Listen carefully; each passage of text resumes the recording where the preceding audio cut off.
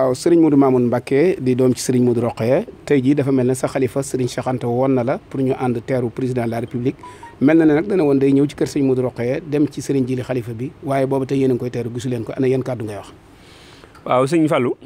ginnaaw bu ma nuyoo mbokk yëpp ak sant mbooleem ñi fi teew doon jëfe ndigal man it ma bokk ci ñooñu man ku ne xam na ne man opposition bu wér ci laa nekk dama ne woon du dugg dëkk bi mobilisé woon mbooloo mu dul jeex fas yéene ko jëflante ak moom teg sama maanaam stratégie boo xam ne ñi ma mobilisé woon duñ taxaw ci kaw tali bi dañoo ne ci biir koñ yi bu dugg see rek ñu fas yéene jëflante ak moom ci côté yëpp buñ demee ba ay waxtu 15 heures Cheikh Anta woolu ma di sama kilifa di mag ci man di sama lépp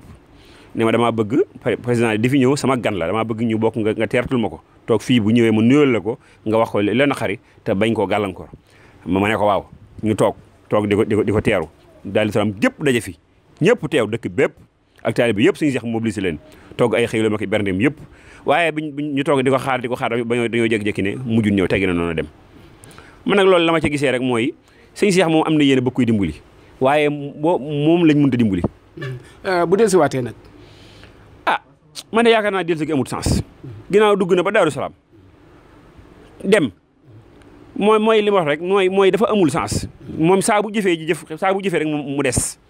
ndax sëñ Cheikh mooy jëwriñ ni kër Cheikh Anta moom kër maam Cheikh Anta gépp mooy porte parole bi mooy jëwriñ ji bu duggee Daaru Salaam teggi ko day mel ne demoo Daaru Salaam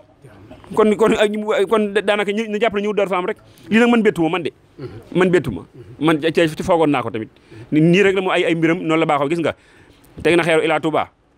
moom fu jógee dem Charlie Hebdo ñëw na di ko inauguré julli ñu fa timis ñëwaat na Daaru Salaam teggi Cheikh Anta ay mbiram nag nii rek la man amu ci moom yaakaar de.